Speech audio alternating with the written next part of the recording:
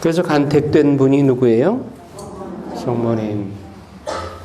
성모님은 인류 중에서 유일하게 하느님의 간택을 받으신 분이고, 그것은 무엇보다도 천주의 모친이 되기 위해서, 즉 하느님의 아드님을 잉태하여 세상에 태어나도록 하기 위해서 한 여인이 필요했고, 그 여인으로 미리부터 만세 전부터 원죄에 물들지 않도록 간택하신 분이시죠. 자, 구원 사업은 그렇게 시작이 됐고, 또 그렇게 예수님이 십자가 사건을 통해서 완성이 됐습니다. 그 다음에 또 해야 할 일은 뭘까요?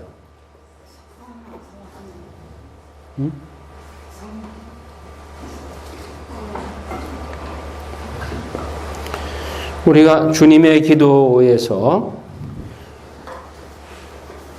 아버지의 뜻이 하늘에서와 같이 땅에서도 이루어지소서라고 기도하라고 2000년 전에 예수님이 가르쳐 주셨죠. 그러면 우리는 이제 우리가 하늘나라에 올라가는 거로 생각을 하는데, 그 전에 하느님이 우리 안에 내려오셨고, 하느님 나라가 아버지 나라가 이 땅에 임하시고, 아버지의 뜻이 하늘에서와 같이 땅에서도 이루어지기를 기도하라고 하셨어요. 누구 휴지 하나 주시겠어요? 티슈 하나.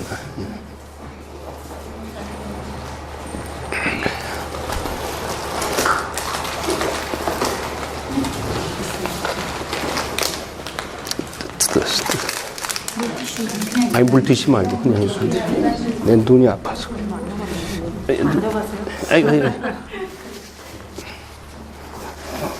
그래서 아버지의 뜻이 하늘에서와 같이 땅에서도 이루어지소서라고 기도하여라 그랬어요. 그러면 그게 불가능한 거를 그렇게 기도하라고 그랬을까요? 언젠가 이루어질 거예요. 그 2000년 동안 우리가 기도가 쌓였잖아요. 주님의 기도를 하루에도 각 개인별로 수십 번씩 하는데, 그러면 언젠가는 그 뜻이 이루어진다. 하느님의 뜻이 하늘에서와 같이 땅에서도 이루어진다. 그런데 그 하느님의 뜻이 이 땅에서 이루어지도록 하기 위한 또 다른 인물이 필요하단 말이에요.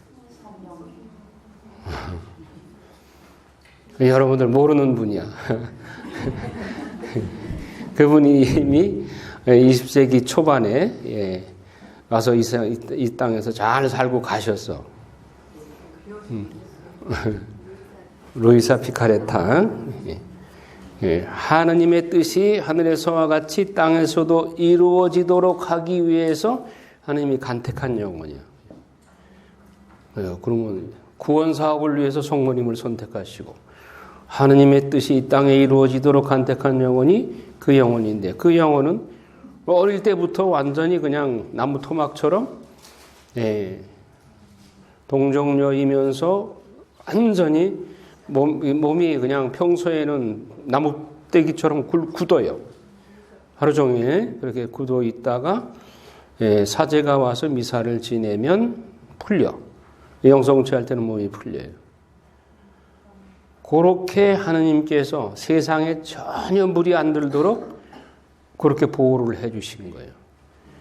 성모님과 차이는, 성모님은 원죄가 없도록 그렇게 안배를 하셨고, 이분은 원죄 있는 분이었지만 그렇게 세상으로부터 보호를 해 주셨고, 하느님의 뜻이 이 땅에 임하도록 하기 위한 인물로 선택을 한 동정녀예요.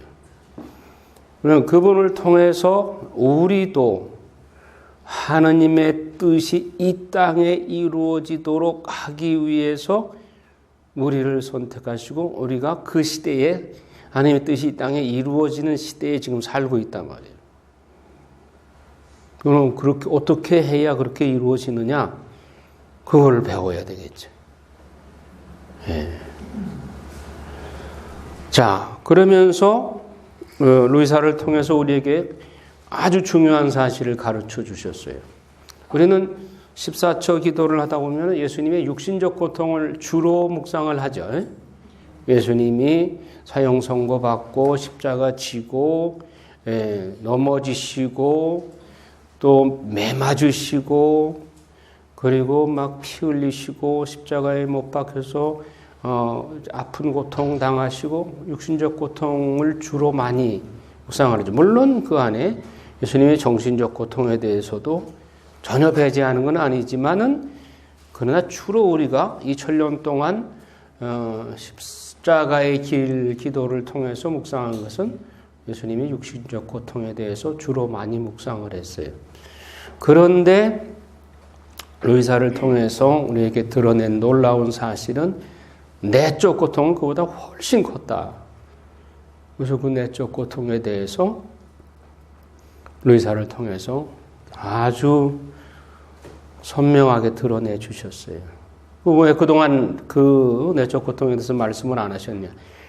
알아들을 그럴 준비가 안 됐기 때문에 얘기해봐도 못 알아듣고, 그래 이제 바야흐로 하느님의 뜻이 하늘에서 마치 땅에서도 이루어질 때가 되니까 이제 그 내적 고통에 대해서도 가르쳐 주시는 거예요. 그래서 그 내적 고통을 루이사가 예수님하고 똑같이 그걸 봤죠. 그래서 그 내적 고통이 너무 심하기 때문에 영혼을 육신에서 빼내서 따로 그 고통을 받게 하시죠. 그리고 예수님의 내적 고통은 외적 고통보다 훨씬 더 큰 거예요. 그건 뭐 비교할 수 없이 큰 거예요. 그리고 그 내적 고통은 누가 줬느냐? 육신적 고통은 누가 줬어요? 세상 사람들이. 우리를 포함한 인류가, 인간이 예수님께 가한 고통이었죠. 내적 고통은 누가 줬느냐? 하느님께서 주신 거예요. 성부께서. 예수님의 순환의 시간들에 보면 성부께서 예수님 보고 십자가에 못 박혀 죽으라고 말씀하시죠. 성모님도 아버지의 뜻을 아시기 때문에 아들아 네가 죽어줘야 되겠다. 예수님도 십자가를 보고 반가워서 내가 너를 얼마나 기다렸는지 모른다. 아시죠? 하나님의 뜻이 십자가에 못 박혀 죽는 것을 통해서 인류 구원을 이룰 수 있기 때문에 그 고통을 내가 받아야 된다는 것을 겟세마니에서 처절하게 응답을 하시죠. 그러나 내 뜻대로 마시고 아버지의 뜻대로 하소서. 바로 그것이 휘하신 거예요. 성모님께서 첫 번째로 휘하를 하셨고 겟세마니에서 예수님께서 마지막으로 휘하를 바라심으로써 인류 구원 사업이 완성이 되었고 이제 하느님의 뜻이 바야흐로 이 땅에서도 이루어지는 그런 시대가 왔는데 내적 고통이 이제 드러나고 있죠. 그리고 예수님의 그 내적 고통은 비유적으로 말한다면 예수님의 온몸의 수많은 세포마다 십자가의 고통이 중첩적으로 일어나는 것처럼 세포마다 십자가가 새겨질 만큼 그런 놀라운 고통인 거예요. 그래서 그 내적 고통은 육신적 고통하고 비교가 안 된다. 그 내적 고통에는 인간이 육신적 고통은 주었지만 내적 고통은 인간이 줄 수가 없는 고통이에요. 그건 하느님만이 주신 고통인 거예요. 그래서 아버지께로부터 받은 그 내적 고통의 신비를 이제 밝혀 주셨고 또 그런 내적 고통을 통해서 인류 구원 사업이 완성되었다 하는 것을 깨우쳐 주십니다. 그리고 우리가 바로 그 루이사의 역할에 함께 동참하고 그래서 하느님 나라가 이 땅에 오시도록 협력하는 그래서 그 은혜를 함께 나누는 그런 영혼들이 되도록 불림을 받은 사람들이 우리들이다. 그래서 그렇게 하기 위해서는 어떻게 되냐? 하나님 뜻 안에서 살아야 된다. 우리는 지금까지 하나님을 쫓아가려고 노력을 했고 예수 그리스도를 향해서 예수 그리스도를 바라보고 뒤쫓아가느라고 허덕거렸어요. 그리고 조금 더 나아가면 2단계는 예수님 손잡고 예수님과 함께 가는 그러나 개체는 달라. 나 따로 있고 예수님 따로 있고 손잡고 가는 그 다음 세 번째 단계는 예수님 안으로 아주 들어가 버리는 거예요. 그러니까 뛰는 놈 위에 나는 놈 있고 나는 놈 위에 붙어가는 놈. 그게 더 완전한. 그러니까 여기서 대전까지 간다. 서울서 대전까지 간다. 그 예수님은 차 타고 가시는데 그 뒤에 쫓아가려면 얼마나 힘들어요. 그리고 예수님 손잡고 띠물 띄워도 예수님이 빨리 가시니까 허덕허덕해. 예수님이 운전하고 가시는데 그 옆자리에 딱 타고 있으면은 그냥 편안하게 예수님 가시는 데로 붙어가는 거예요. 예수님 안에, 하느님 안에 들어갔을 때. 예. For him, 예. with him, in him 안으로 들어가는 거예요. 하느님 뜻 안에, 하느님 궁궐 안에 들어가 있으면 예. 하느님 백성이 되는 것이고 하느님 자녀가 되는 것이고 여러분 하느님 나라의 장관이 되고 싶어요? 하느님 아들이 되고 싶어요? 아니, 장관 봉급 많이 받는데 네. 장관이든 장성이든 봉급쟁이에 불과해요. 아들은 뭐예요? 상속자예요. 상속자. 그러니까 하느님 나라 안에 들어가서 살면 상속자로 사는 거예요. 그러니까 우리가 인힘 안에 사는 그런 놀라운 신비를 우리가 배우게 되었고 또 그런 지위로 우리가 불림 받았어요. 그리고 정말 우리가 얼마나 행복한 사람들인가. 구약 시대에는 for him, 뭐 기껏해야 with him 단계였지만 우리는 in him의 신비가 우리 안에 활짝 열려 있다. 그래서 늘 하느님의 뜻 안에 사는 훈련을 해야 된다는 겁니다. 자, 그런데 인힘과 거리가 먼 집회서 25장 13절 나쁜 아내가 있어. 여기서부터 봐야지. 네. 15절 읽어볼까요? 독사의 독보다 고약한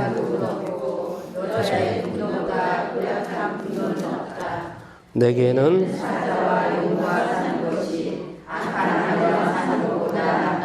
예, 거기에 용이라는 영어 그 성경을 혹시 여러분들 찾아보시면은 그 용은 드래곤입니다. 드래곤. 예. 드래곤이 아닌 것은 용이라고 번역하면 안 돼. 예. 그런데 여기 뭐 The Great Sea Monsters, 예. 그냥 바다 큰 물고기 뭐 이런 표현으로 번역이 돼 있을 거예요. 그러니까 용은 실제 동물이에요? 가상 동물이에요? 가상 동물을 여기다 집어넣으면 아니죠. 예. 예. 뭐 괴물이라든가 바다 큰 고기 뭐 이런 식으로 해야 되겠죠. 자, 그다음에 19절 읽어요. 아내의 악행에 비하면 어떤 악행도 하잘 것 없다. 대인의 문명이 그 여자에게 닥치리라. 조용한 남자가 수도스러운 아내와 사는 것은 노인이 모래 언덕을 밟고 오르는 것과 같다. 얼마나 힘들어요. 23절 비굴한 마음과 어두운 얼굴과 마음의 상처는 악한 아내 때문이다. 힘없는 손과 마비된 무릎은 제 남편을 행복하게 해주지 않는 아내 때문이다. 죄는 여자에게서 시작되고 여자 때문에 우리 모두가 죽는다. 예, 그렇지만 뭐 너무 비관하지 마셔. 하와 때문에 이렇게 됐지만 또 성모님 때문에 우리가 또 구원의 문이 열렸잖아요. 그러니까 여자가 매듭을 지었고 또 다른 새 하와가 매듭을 풀어주셨죠. 예, 그러니까 너무 실망하지 마세요. 26장 좋은 아내를 가진 남편은 행복하다. 그가 사는 날수가 2배로 늘어나리라. 훌륭한 아내는 제 남편을 즐겁게 하고 그 남편은 평화롭게 수를 다하리라. 좋은 아내는 큰 행운이다. 주님을 경외하는 이들에게 그런 아내는 행운으로 주어지리라. 그 남편은 부유하든 가난하든 마음이 즐겁고 얼굴은 언제나 활기가 넘친다. 예. 그러니까 우리 성경은 그 현모양처되는 비결을 다 말씀하고 있어요. 그러니까 성경을 공부하게 되면 좋은 사람, 새 사람이 될 수밖에 없어요. 자, 그 다음에 고약한 아내도 한번 봅시다. 5절. 나는 마음속으로 하는 것이 세 가지가 있고 네 번째 것에 대해서는 공포심마저 느낀다. 음내의 중상과 군중의 모임과 모략, 그것은 죽음보다 고약하다. 다른 여자를 질투하는 아내는 마음의 고통과 슬픔이 되고 험악한 혀로 그것을 모두에게 전한다. 예, 그러니까 이런 사람은 한 분도 안 계시죠 여기. 예, 13절 읽어요. 우아한 아내는 남편을 즐겁게 하고 사려 깊은 아내는 남편의 뼈를 살찌운다. 조용한 아내는 주님의 선물이다. 교양 있는 영혼을 대신할 만한 것은 없다. 정숙한 아내는 은혜 중에 은혜이다. 23절. 불경한 아내는 무도한 자에게, 경건한 아내는 주님을 경외하는 이에게 주어진다. 26절 맨 밑에 줄. 좋은 아내를 가진 남편은 행복하다. 그가 사는 횟수가 2배나 되리라. 목소리 크고 수다스러운 아내는 전쟁터의 신호나팔과 같다. 이런 모든 남자는 전쟁의 화수 삶을 보내게 되리라. 목소리 큰 여자의 수다스러운 아내는 전쟁터의 신호나팔이래. 자, 27장 읽어요. 상인은 잘못을 피하기가 어렵고 장사꾼은 죄악에서 벗어나기가 힘들다. 많은 이들이 돈 때문에 죄를 짓고 부를 찾는 자는 눈을 감아버린다. 말뚝이 돌멩이 사이에 단단히 박히듯 죄악은 팔고 사는 가운데에 쐐기를 박으리라. 사람이 주님에 대한 경외심으로 굳건히 서 있지 않으면 그의 집안은 순식간에 무너지리라. 자, 말에 대해서 6절에 보면 사람의 말은 마음속 생각을 드러낸다. 말을 듣기 전에는 사람을 칭찬하지 마라. 사람은 말로 평가되기 때문이다. 말이 그만큼 중요한 것이죠. 예, 그 다음에 28장 1절부터 읽어요. 복수하는 자는 주님의 복수를 만나게 되리라. 그분께서는 그의 죄악을 엄격히 헤아리시리라. 내 이웃의 불의를 용서하여라. 그러면 내가 간청할 때 내 죄도 없어지리라. 인간이 인간에게 화를 품고서 주님께 치유를 구할 수 있겠느냐? 예, 이거 우리가 명심해야 돼요. 우리가 치유 기도를 하는데 안 나. 왜 안 나느냐? 내가 다른 사람에게 화를 품거나 증오심이나 원한을 품고 있으면서 주님께 치유해달라고 기도하면 그 기도가 들어주시겠어요? 안 돼요. 그러니까 야고보서에도 의인의 기도를 하나님께서 들어주십니다. 그래서 엘리야가 기도했더니 3년 반 동안 기근이 오고 또 다시 기도하니까 비가 오기 시작했다. 의인의 기도를 주님이 들어주시는 거예요. 그러니까 내가 누구에게 원한을 품거나 화를 품고서는 주님께 내가 치유 기도를 해봐야 응답이 없단 말이에요. 4절 읽어요. 인간이 같은 인간에게 자비를 품지 않으면서 자기 죄의 용서를 청할 수 있겠느냐?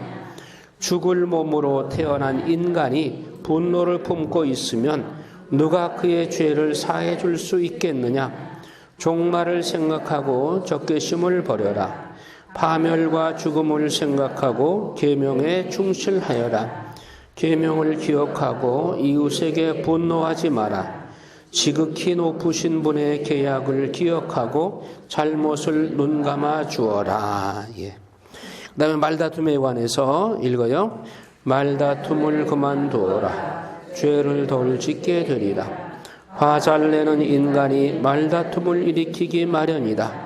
죄 지은 사람은 친구들을 불안하게 하고 서로 평화롭게 사는 사람들 사이에 불목을 일으킨다. 그 다음에 뭐 사악한 혀. 17절. 매에 맞으면 자국이 남지만 혀에 맞으면 뼈가 부러진다. 어휴, 얼마나 무서운 말이에요. 혀에 맞으면 뼈가 부러진대. 자, 30장 8절. 교육. 길들이지 않은 말은 거칠어지고 제멋대로 하게 버려둔 자식은 고집쟁이가 된다. 자녀의 응석을 받아주기만 하면 그가 너를 섬뜩하게 하고 그와 놀아주기만 하면 그가 너를 슬프게 하리라. 예, 자녀 교육을 잘 시켜야 되는 것이죠. 길들여진 다듬어지지 않은 말은 거칠어지고 또 제멋대로 하게 버려둔 자식은 고집쟁이가 된다. 버리는 거예요, 자식은. 그러니까 자녀를 사랑하는 사람은 매를 아끼지 않는 사람이다. 잠언에도 나오죠. 11절 읽어요. 그가 젊을 때 고난을 주지 말고 그의 잘못을 모른 채 하지 마라. 젊을 때 그가 목을 숙이게 하고 어릴 때 그의 옆구리를 때려라. 그러지 않으면 그가 고집불통이 되어 내게 순종하지 않고 너는 그로 말미암아 마음의 고통을 받으리라. 내 자식을 올바로 교육하고 그에게 공을 들여 그의 수치스러운 행동 때문에 다치는 일이 없게 하여라. 예. 자녀를 잘 교육시켜야 된다. 교육시킬 때 매를 아끼지 말라 하는 이야기죠. 그 다음에 기쁨 22절. 마음의 기쁨은 곧 사람의 생명이며 즐거움은 곧 인간의 장수이다. 긴장을 풀고 마음을 달래라. 그리고 근심을 내게서 멀리 던져버려라. 정령 근심은 많은 사람을 망쳐놓고 그 안에는 아무 뜻도 없다. 질투와 분노는 수명을 줄이고 걱정은 노년을 앞당긴다. 마음이 밝은 이는 진수성찬을 반기며 제 음식에 관심을 기울인다. 예. 그 다음에 이제 재물 만찬. 예. 자, 31장 20절 읽어요. 음식을 절제하면 건강한 잠을 이루고 일찍 일어나 기분이 상쾌하다. 잠을 설치고 메스껍고 속이 뒤틀리는 고통은 음식을 사람이 겪게 된다. 다 우리가 경험한 바죠. 그래서 저녁 식사를 좀 작게 하는 게 좋죠. 그래서 영국인가 속담이 그런 속담이 있잖아요. 아침은 간단히 그 점심은 아주 제왕처럼 저녁은 거지같이 먹으라고. 저녁을 작게 먹어야 돼. 그래 잠을 잘 잘 수가 있죠. 33장 13절. 옹기장이가 제 손에 있는 진흙을 제 마음대로 빚듯 인간은 자신을 만드신 분의 손 안에 있고 그분께서는 당신 결정에 따라 인간에게 되갚으신다. 선은 악의 반대고 생명은 죽음의 반대다. 예. 그 다음에 20절. 아들과 아내에게 형제와 친구에게 내가 살아있는 동안 자신에 대한 권리를 넘겨주지 말고 내 재산을 남에게 넘겨주지 마라. 그렇게 하면 후회하면서 그것들을 간청하게 되리라. 내가 아직 살아 숨쉬는 한 아무와도 내 자리를 바꾸지 마라.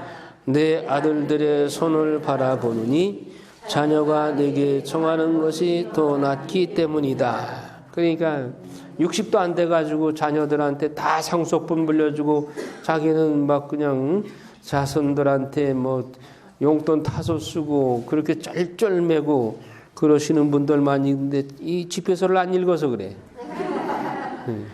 너무 일찍 넘겨주지 말란 말이죠. 너가 살아있는 동안 자신에 대한 권리를 다 넘겨주지 말아라. 그러니까 뭐 자녀들이 경제권 부모로부터 다 물려받으면 그 다음부터는 뭐 박대하잖아요. 그런 자녀가 잘못이기도 하지만, 부모에게 효도할 줄 모르는 자녀가 잘못이기도 하지만 또 부모로서도 조금 미련한 것이지. 모든 걸 하나를 다 넘겨주고 그냥 자녀 눈치나 보고 그렇게 남은 여생을 살면 안 되잖아요. 요즘 또 평균 수명도 길어졌는데 9988 234인데 60대에 남겨주면 도대체 30년, 40년을 어떻게 그렇게 자녀 눈치 보고 사실 거예요? 지폐서를 읽어야 그런 삶의 지혜가 나오는 거예요. 자, 34장에 허황된 꿈. 가끔 꿈에 사로잡혀 사는 사람이 있어.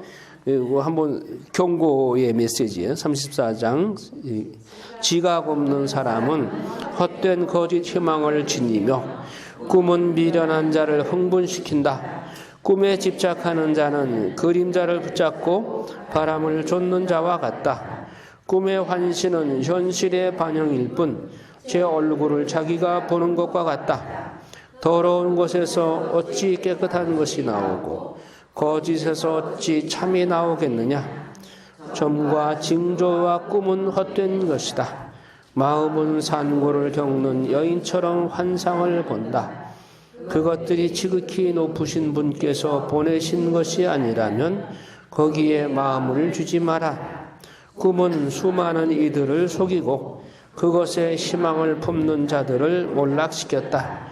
그런 기만이 없어야 율법이 성취되고 지혜는 진실한 이의 입에서 완성된다. 네. 그다음 또 여행 좋아하는 사람은 또 아주 좋아하시겠지. 9절 여행을 많이 한 사람은 아는 것이 많고 경험이 많은 사람은 지각 있게 말하리라. 시련을 겪지 않은 사람은 아는 것이 적지만 여행을 많이 한 사람은 모든 일에 능통하다. 나는 여행하면서 많은 것을 보았지만 내가 배운 것을 말로 다 표현할 수는 없다. 나는 여러 번 죽을 고비를 넘겼는데 이런 경험 때문에 무사하였다. 예. 그렇지만 여행도 굉장히 힘든 노동이기 때문에 젊었을 때, 기력이 있을 때 해야 돼요. 너무 늙어서는 여행하다가 사고 나는 경우도 있어요. 그러니까 너무 또 연세 드셔서 무리한 여행을 하시는 것도 삼가해야 되죠. 예, 주님을 경외함, 이건 뭐 계속 강조되는 말인데 16절 읽어요. 주님을 경외하는 이는 아무것도 겁내지 않으리라. 주님께서 그의 희망이시니 무서울 것이 없다. 주님을 경외하는 이의 영혼은 행복하다. 주님을 의지하는 자, 누가 그를 후원하는가? 주님의 눈은 당신을 사랑하는 이들 위에 머무르시니 그들에게 든든한 방패요 힘있는 봉이요 열풍을 막아주는 쉼터요 한낮의 떼약빛을 가려주는 그늘이시다. 네. 예, 주님을 경외하는 것에 대한 강조. 예.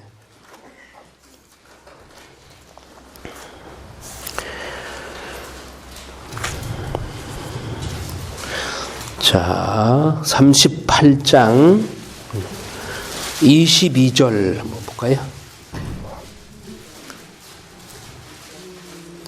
그의 운명을 돌이켜보며 내 운명도 그와 같다는 것을 기억하여라. 어제는 그의 차례요, 오늘은 내 차례다. 이거 뭐 성직자 묘지나 이런 데 쓰여 있죠. 라틴 말로. 호디에 미히 크라스티비, 오늘은 내 차례, 내일은 내 차례. 누워있는 무덤에 있는 송장이 나한테 그런 말 하는 게, 야, 오늘은 내 차례지만 내일은 네 차례다. 공동묘지를 지나면서 젊을 때는 나와 상관없는 것처럼 생각하기 쉬운데, 오늘은 그들 차례지만 내일은 내 차례가 온다. 자, 율법학자 39장에 보면 야, 율법학자 현명한 사람들은 어떻게 하느냐? 5절 읽어요.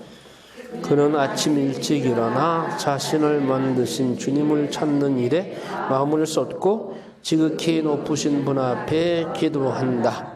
기도 중에 입을 열어 자신의 죄를 용서해 달라고 간청한다. 여러분들의 모습이죠? 그렇죠? 예. 제 나라의 학생들은 일찍 일어납니다.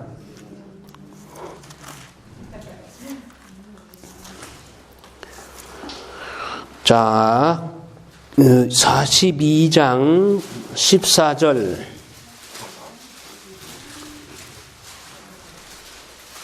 (12절부터) 읽어봐요. 여자들을 조심하여라. 뭐 남자는 한 분밖에 안 계시는데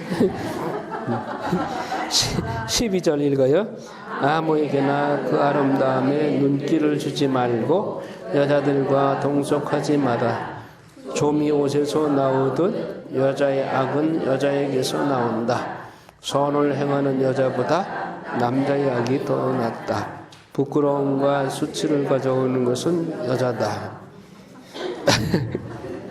좀 너무 심했죠? 예. 선을 행하는 여자보다 남자의 악이 더 낫다고. 이거 뭐 솔로몬이 그 1000명의 여인을 거느렸던 분이 하신 말이니까 권위 있는 말이겠지 뭐.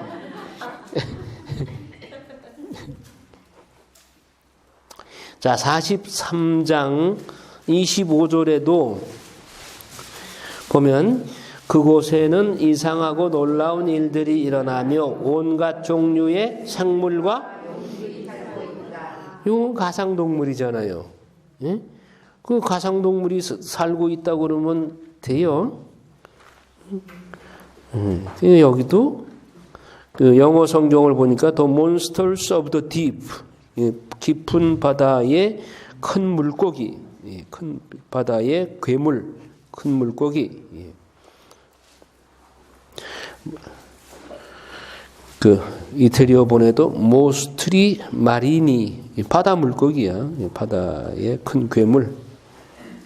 용은 드래곤이라고 한 것만 용이라고 번역해야 돼. 용은 사탄의 상징이죠. 가상동물이니까 실제 동물 나오는 데다가 용을 집어넣으면 안 되지. 그러니까 사탄의 상징으로 상징적인 동물로서 표현할 때 용이라는 말을 제한적으로 써야지. 구약에 너무 용이라고 번역한 단어가 많아요.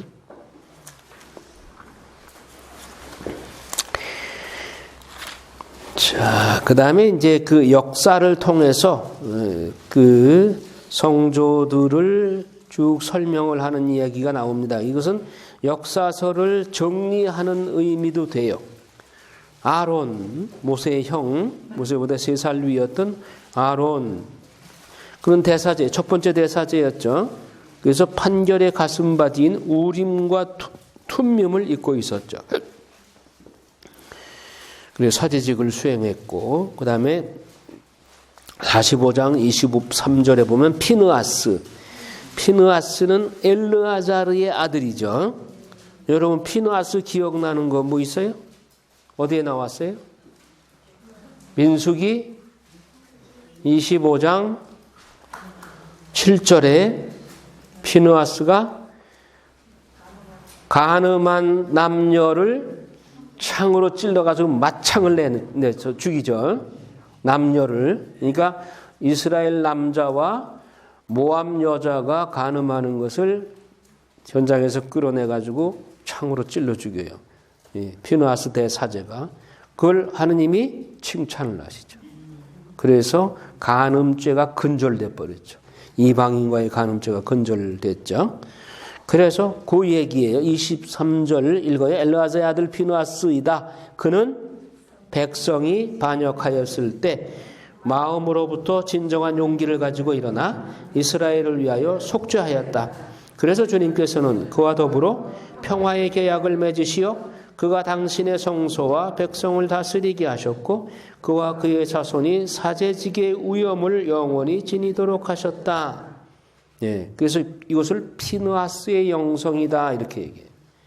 그래서 마카베오 상권에도 보면 피느하스의 그 영성에 대해서 마따띠아스가 용감하게 제단에서 그 우상에게 제물을 바치는 사람을 잡아서 그렇게 죽이죠. 그러면서 피느하스의 그 영성을 살은 사람이다 이렇게 칭찬을 하죠.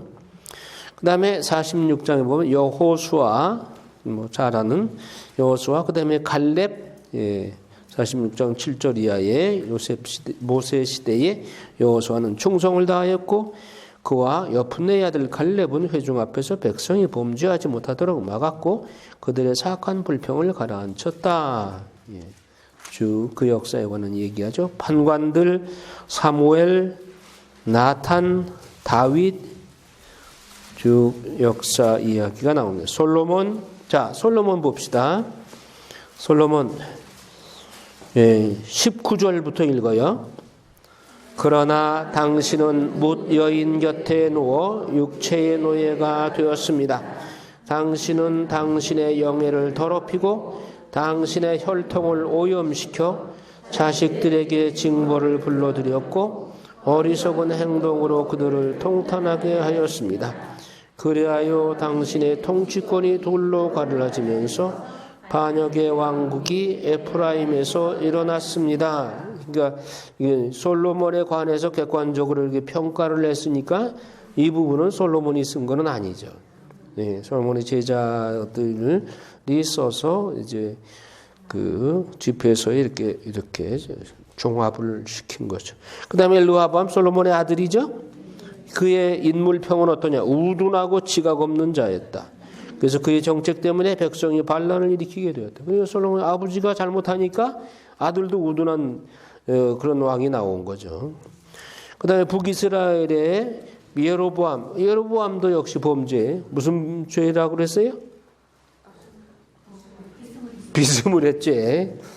비스무리죄. 제사를 지내긴 지내는데 비스무리하게 지낸 거예요. 자, 48장 엘리야 예언자에 관해서 자 6절 48장 6절 읽어요. 당신은 여러 임금들을 멸망으로 몰아넣고 명사들도 침상에서 멸망으로 몰아넣었습니다. 당신은 시나이 산에서 꾸지람을 듣고 판결을 들었습니다. 당신은 임금들에게 기름을 부어 복수하게 하고 예언자들에게도 기름을 부어 당신의 후계자로 삼았습니다. 당신은 불소용돌이 속에서 불마차에 태워 들어 올려졌습니다. 당신은 정해진 때를 대비하여 주님의 분노가 터지기 전에 그것을 진정시키고 아버지의 마음을 자식에게 되돌려 야곱의 지파들을 재건하리라고 기록되어 있습니다. 당신을 본 사람들과 사랑 안에서 잠든 사람들은 행복합니다. 우리도 반드시 살아날 것입니다. 자, 당신은 여러 임금들의 멸망으로 몰아넣고 어떤 임금이 생각나요, 여러분들? 그렇지. 엘리야 시대의 대표적인 왕이 아합이죠. 그러니까 아합이 저쪽 사탄의 헤비급 선수기 때문에 하느님도 예언자 중에 헤비급 엘리야를 내세운 거죠. 그래서 홍코나 청코나의 둘을 복싱을 시킨 거죠. 그래서 엘리야가 850대 1 저쪽 아합의 그 바알 우상 예언자 가짜 예언자들 850명 대 엘리야 1당 850으로 해서 당당히 이겼죠. 야, 당신은 시나이 산에서 꾸지람을 듣고 이거 무슨 생각나요? 열왕기에 보니까 이세벨이 죽인다고 그러니까 막 겁이 나가지고 시나이 산으로 숨어 들어가죠. 그래서 하느님한테 나는 이제 죽여주십시오. 내 선조들보다 조금 더 나을 것이 없는 사람입니다. 예언자들은 다 죽고 나 혼자 남았습니다 하면서 실망해져서 디프레션에 빠져 있으니까 하느님께서 이리 나오너라 해가지고 불러내서 그에게 좀 충고를 하시죠. 회초리 떼는 게 아니라 그냥 점잖게 충고를 하셔. 그런데 그대로 정신 못 차려. 그러니까 똑같은 말을 반복하고 불평을 해. 그러니까 야, 네 성소는 여기까지야. 세 사람한테 기름 붓고 네 사명 끝내. 이렇게 해가지고 예후한테 기름 부어서 아합의 가족들 청산시키고, 그래도 남는 사람들은 하자엘에게 기름 부어서 하자엘에게, 그리고 네 후계자 엘리사에게 기름 부어서 남은 족속이 있다면 엘리사가 처리할 거다. 그리고 끝내죠. 자, 이렇게 해서 예언자들의 기름을 부어 당시 후계자로 삼았습니다. 당신은 불 소용돌이 속에서 불마차에 태워 들어 올려졌습니다. 아시죠? 당신은 정해진 때를 대비하여 주님의 분노가 터지기 전에 그것을 진정시키고 아버지의 마음을 자식에게 되돌리고 야곱의 지파들을 재건하리라 기록되어 있습니다. 이거 어디 나오는 얘기예요? 말라기 3장 23절. 내가 나중에 엘리야를 보낼 텐데 그가 와서 아비의 마음을 자식에게, 자식의 마음을 아비에게 돌릴 것이다. 그러면 무서운 재난을 피할 수 있을 것이다. 쾅, 구약의 문이 닫히는 거예요. 거기서 엘리야는 누구예요? 세례자 요한. 세례자 요한. 자, 그 다음에 엘리사 나오죠? 예, 엘리사 쭉 얘기 나옵니다. 그 다음에 히즈키야 나오죠? 열왕기 공부하기 전에 뭐 얘기를 하니까 잘 못 알아듣는데, 그 여기 또 2학년, 3학년, 4학년까지 있다고.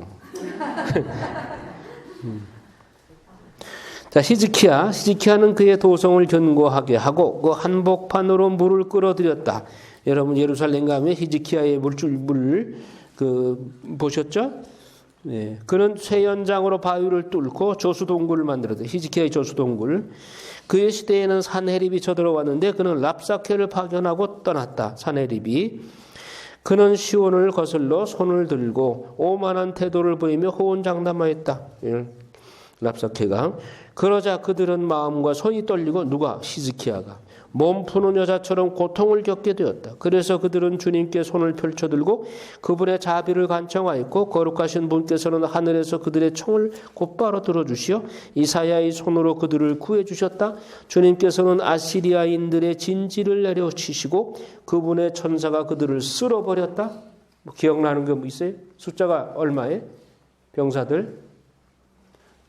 아시리아 병사들 하룻밤 사이에 완전히 싹쓸이 해버리셨죠, 하느님이?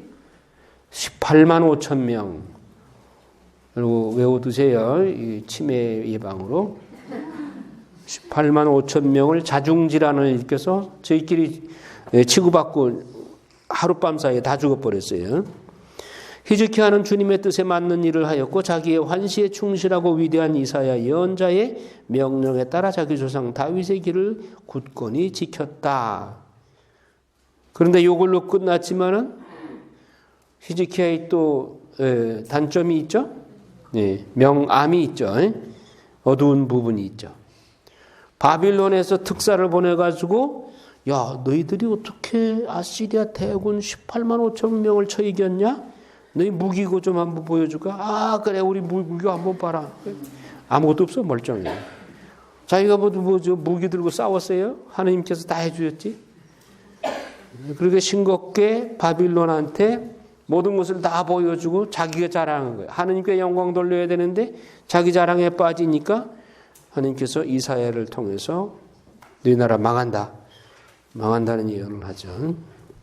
자, 이사야 시절에 태양이 거꾸로 돌아 임금, 히즈키야 임금입니다. 수명이 연장되었다. 히즈키야가 이제 이사야가 그 징벌로 당신 얼마 안 돼 이제 죽을 거다. 그러니까 나 아직 죽을 때 안 됐는데 하면서 면벽 기도를 한 거예요. 벽을 쳐다보고 막 나 아직 갈 때 안 됐는데 벌써 불러가시렵니까 하면서 히즈키야가 그렇게 슬피 울면서 기도하니까 태양을 거꾸로 돌게 해주죠. 15년 더 살게 해주죠. 이사야는 위대한 영의 힘으로 마지막 때를 내다보고 시온에서 통곡하는 이들을 위로하였다. 그는 영원에 이르기까지 일어날 일들을 보여주었고 숨겨진 것들을 미리 알려주었다. 자, 그 다음에 요시야. 그야말로 남유다에서 가장 성왕입니다. 성군. 요시야에 대한 기억은 향 제조사의 솜씨로 배합된 향과 같다. 그것은 누구의 입에나 꿀처럼 달고 주연에서 연주처럼 음악과 같다. 그는 백성을 회개시켜 바르게 이끌었고 혐오스러운 악을 없앴다. 그는 제 마음을 주님께 바르게 이끌었고 무도한 자들이 살던 시대에 경건함을 굳게 지켰다. 가장 나무랄 데 없는 성군 중의 성군이 요시야 왕이에요. 그래서 요시야 개혁하죠. 개혁. 유다의 마지막 임금들 그 요시야가 전사 젊을 때 갑자기 전사하고 나서는 완전히 남유다가 곤두박질 쳐요. 요시야의 아들이 누구예요? 여호아하즈. 근데 요시야 왕이 이전에 이미 남유다가 멸망할 짓을 했어. 누가? 히지키야의 아들 므낫세. 므낫세 때 이미 결정적으로 하나님 앞에 너희 나라는 망한다. 도저히 더 이상 눈 뜨고 못 본다. 그래서 이미 남유다의 운명이 결정됐어요. 그래서 그 후에 요시야 같은 성군이 나와도 이미 때는 기울었어. 그래서 요시야 왕 다음에 므낫세가 왜 그랬느냐? 히지키야 왕 그 아버지는 그래도 뭐 전반기에 성군이었어요. 그런데 후반기에 가서는 이렇게 조금 신소리도 하고 그래서 좀 실수도 했지만은 그런데 아들 교육을 잘못 시킨 거야. 히지키야의 부인이 누구였어요? 악처 중에 악처인데 이름 기억 안 해도 돼. 그렇게 유명한 인물이 아니니까. 헵치바라는 여자예요. 그 구약 성경에 나오는 여자 중에 제일 고약한 여자예요. 뭐 이세벨보다는 낫겠지. 그런데 처음에 하도 못되게 굴어서 히지키야가 내보냈어요. 내보냈는데 아까 죽을 뻔하다가 15년 더 연장시켜줬잖아요. 그러니까 히지키야가 회개한 거야. 내가 인생 무상이다. 살아야 얼마나 살겠느냐. 그러니까 조강지쳐 내보낸 것이 내가 마음에 걸린다. 다시 불러들이자. 다시 불러들였으면 교육을 제대로 시켜야지. 악처를 불러들여가지고 그대로 내버려두면 어떻게. 그러니까 그 밑에서 므낫세 같은 아주 전년 망나니 같은 인물이 나온 거예요. 그런데다 또 왕 노릇은 자그마치 55년 동안에 므낫세가 그래서 예루살렘을 완전히 우상박람회장으로 만들어버려요. 그래서 하나님께서 결정적으로 남유다 이제 망한다. 바빌론 유배 결정을 벌써 그때 하나님께서 하셔요. 그런데 므낫세의 아들이 아몬이고 아몬의 아들이 요시야예요. 므낫세의 손자가 요시야라고. 그 손주가 그렇게 성군이 나왔는데도 이미 하느님이 결정했기 때문에 요시야도 일찍이 요절하잖아요. 전쟁터에서 전사하잖아. 그 이집트의 파라오 느코한테 맞아 죽어요. 화살에 맞아 죽어. 요시야도 거기서 조금 좀 지혜롭게 했더라면 좀 더 살 수도 있었겠지만 이미 하나님께서 결정을 내리셨어. 자, 유다의 마지막 임금들. 그러니까 요시야의 아들 여호아즈 다음에는 뭐 그냥 여호야킨, 치드키야, 완전히 망조예요, 망조. 그래서 다 멸망을 하죠. 그 다음에 뭐 에제키엘 12예언자 주룹바벨과 예수와 느헤미야. 주룹바벨 예수와는 이제 허물어진 성전을 다시 짓기 위해서 주룹바벨 제2성전 지으러 들어왔던 사람들이죠.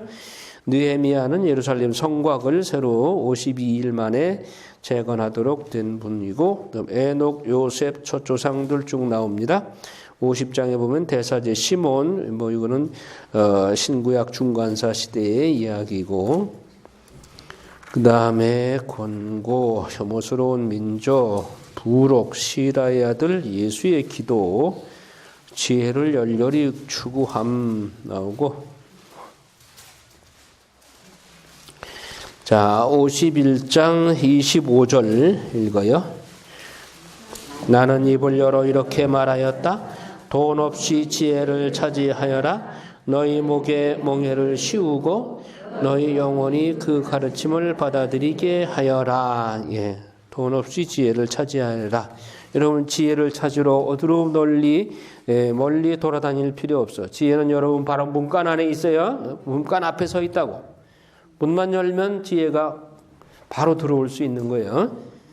지혜를 갈망하는 마음으로 바로 문 앞에 와서 기다리고 있는 지혜를 반갑게 맞아들이면 되는 거예요. 자, 오늘은 이렇게 해서 집회서를 마치고 여러분 오늘 저녁부터 영하 14도로 내려가고 눈 또 온대. 그러니까 좀 빨리 끝내드려야 집에 가는데 혼란이 없을 것 같아. 10분 후에 미사 동원합니다. 영광이 성부와 성자와 성령께